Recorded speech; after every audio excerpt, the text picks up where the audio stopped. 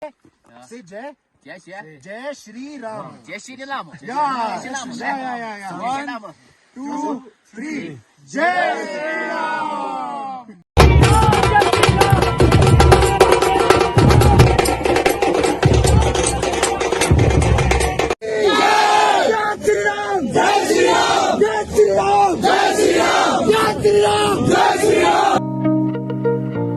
तो इंडिया की तो समझ आती है, चलें वो खुश हैं या जो भी उनके सिनेरियोज हैं, लेकिन उसके बरक्स हमने देखा कि दुबई के बुर्ज खलीफा में राम की जो उनकी मूर्ति है उसको लाइट अप किया गया है और दूसरी जानिब अमेरिका के टाइम्स स्क्वायर पर 1 घंटे का राम की पिक्चर्स, राम की वीडियोस वो दिखाई जा रही है। क्या वजूहत है सर कि दुनिया आज उनके एक बड़े इवेंट को हम कह देते हैं सेलिब्रेट कर रही है जिसमें हमारे मुस्लिम भी हैं? क्यों?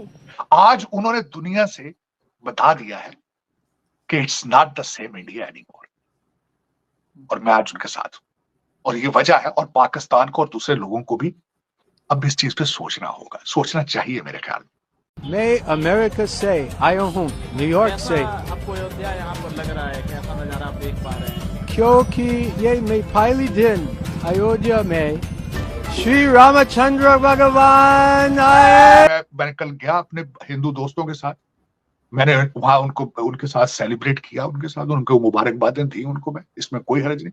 आपको भी चाहिए, मैं यही कहूंगा। तो गल्फ के एरिया में भी एक चीज़ जो है वो ख़ास तौर पर है, इंडिया ने वहाँ पर अपने जो सफारती ताल्लुकात हैं उनमें ख़ास तौर पर जो है बड़ी अचीवमेंट हासिल की हैं। अयोध्या राम मंदिर को the Vatican of the Hindus क्यों कहा जा रहा है? या आपने प्यार मोहब्बत से रहना है, ये मैसेज मैं कल लेकर गया था लोटस मंदिर में। जय हिंद दोस्तों 22 जनवरी को भगवान श्री रामचंद्र जी को प्राण प्रतिष्ठा कराया गया। इनकी गूंज न सिर्फ भारत में बल्कि विश्व के अधिकांश देशों में भी हुआ। साथ ही साथ दोस्तों उस दिन भगवान श्री रामचंद्र जी की पिक को विश्व की सबसे ऊंची बिल्डिंग बुर्ज खलीफा पर भी दिखाया गया, जिसे देख पाकिस्तानियों का रिएक्शन भी सामने आया। तो इंडिया की तो समझ आती है, चलें वो खुश हैं या जो भी उनके सिनेरियोज हैं, लेकिन उसके बरक्स हमने देखा कि दुबई के बुर्ज खलीफा में राम की जो उनकी मूर्ति है उसको लाइट अप किया गया है और दूसरी जानिब अमेरिका के टाइम्स स्क्वायर पर 1 घंटे का राम की पिक्चर्स, राम की वीडियोस वो दिखाई जा रही है। क्या वजूहत है सर कि दुनिया आज उनके एक बड़े इवेंट को हम कह देते हैं सेलिब्रेट कर रही है जिसमें हमारे मुस्लिम भी हैं? क्यों? देखिए, बेसिकली जो मुझे बात नज़र आती है ना इसमें, वो ये है कि सबसे पहले इंडिया जो है एक थिकली पॉपुलेटेड कंट्री है और इकॉनमी में अगर देखा जाए तो बहुत सारे लोग इसे देखते हैं एज अ मंडी के कि बहुत बड़ी मार्केट है वो, और उस मार्केट की तरफ वो तवज्जो हासिल करना चाहते हैं।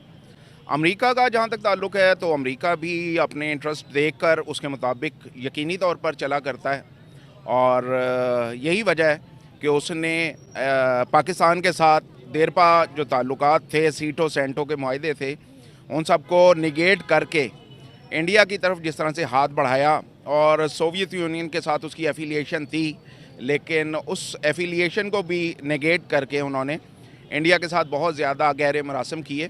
तो बेसिक मुआशी फैक्टर सबसे पहले आता है उसमें।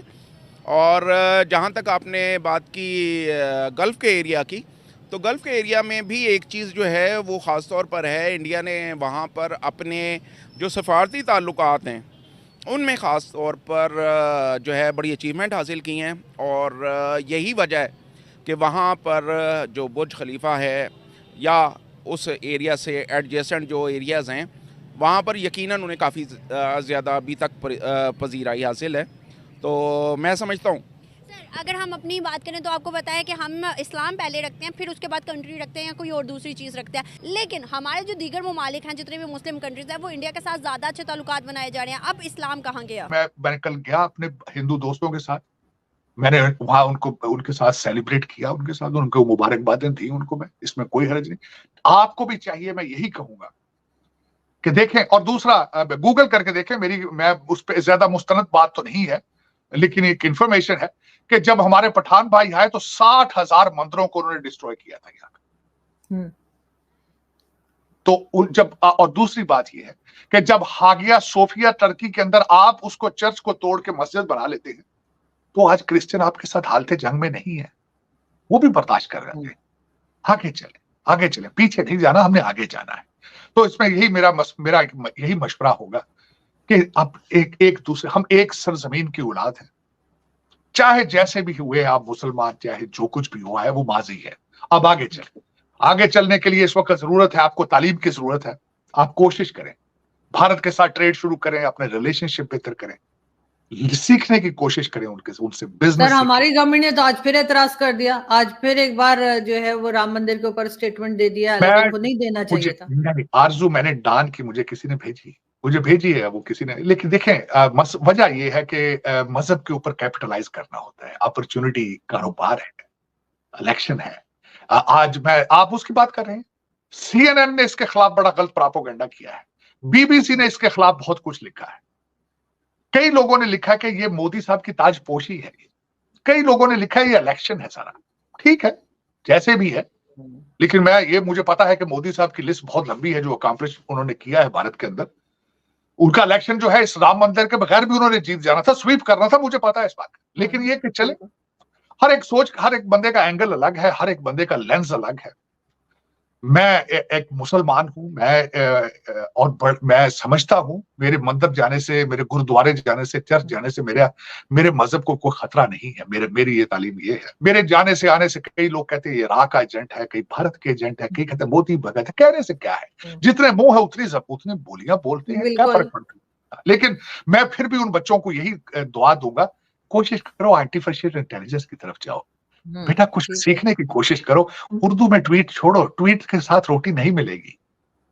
ऐसा ही है, के साथ आपको जिहाद के सबक देने वाले नहीं, आरजू इनको सारे जिहाद के सबक देने वाले के सबके बच्चे लंदन में पढ़ रहे हैं। बेटा कुछ आंखें खोलो, अपनी कोशिश करो, नफरतें कम करो, अगर हो सके तो प्यार मोहब्बत की बात करो, तालीम की बात करो, ट्रेड की बात करो। आज उन्होंने दुनिया से बता दिया है कि it's not the same India anymore, और मैं आज उनके साथ हूं, और ये वजह है। और पाकिस्तान को और दूसरे लोगों को भी अब इस चीज पे सोचना होगा, सोचना चाहिए मेरे ख्याल में। पाकिस्तान, भारत, बांग्लादेश, जो कुछ भी है, कोशिश करें। अगर ईस्ट और वेस्ट जर्मनी इकट्ठा हो सकता है तो आपको कोई तकलीफ नहीं है। बॉर्डर साफ कर लें, अपनी शनाख्त अलग रखें। आप, मैं ये नहीं कहूंगा आपको, मैं ये नहीं कहूंगा कि आप अपने मजहब तब्दील करें, लेकिन कोशिश करें इकट्ठे कैसे रहना है, प्यार और मोहब्बत से। मैं ये कल मैसेज देकर भी आया हूं, और मैं इस चीज पे बिलीव करता हूं। दोस्तों, आपने जैसे देखा कि भगवान श्री रामचंद्र जी के पिक को जब बुर्ज खलीफा के ऊपर दिखाया गया तो पाकिस्तानियों का रिएक्शन कुछ अलग तरीके का हुआ। जिस दिन प्राण प्रतिष्ठा कराया गया उस दिन पूरे भारत में दीपावली भी मनाया गया। भारत में दीपावली तो मनाया गया, लेकिन साथ ही साथ दोस्तों यूएई, सऊदी अरब, गल्फ का अधिकांश देशों में भी भगवान श्री रामचंद्र जी के लिए उस दिन मौन व्रत रखा गया था। इसके अलावा यूके, यूएस, ऑस्ट्रेलिया में भगवान श्री रामचंद्र जी के फैंस बनते जा रहे हैं। इतना ही नहीं दोस्तों, बल्कि LAC यानी कि लाइन एक्चुअल कंट्रोल पर भी चीनी सैनिक भगवान श्री रामचंद्र जी के जयकारे लगाते नजर आ रहे हैं। 500 सालों के संघर्ष के बाद भगवान श्री रामचंद्र जी के मंदिर को अयोध्या में निर्माण कर दिया गया और साथ ही साथ राम लला को उस मंदिर के अंदर प्राण प्रतिष्ठा भी करा दिया गया है। इसी को देखते हुए हमारे देश के जितने भी दुश्मन देश है सब भारत की दीवाना होते जा रहे हैं और साथ ही साथ भगवान श्री रामचंद्र जी के भक्त भी होते जा रहे हैं। दोस्तों, आपको एग्जाम्पल के लिए बता देना चाहता हूँ कि LAC यानी कि लाइन एक्चुअल कंट्रोल पर भारतीय सैनिक के साथ ही साथ अब चीनी सैनिक भी भगवान श्री रामचंद्र जी के नारे लगा रहे हैं। आप इस फुटेज के माध्यम से देख पा रहे होंगे कि भारतीय सैनिक के साथ ही साथ चीनी सैनिक भी भगवान श्री रामचंद्र जी के नारे लगा रहे हैं।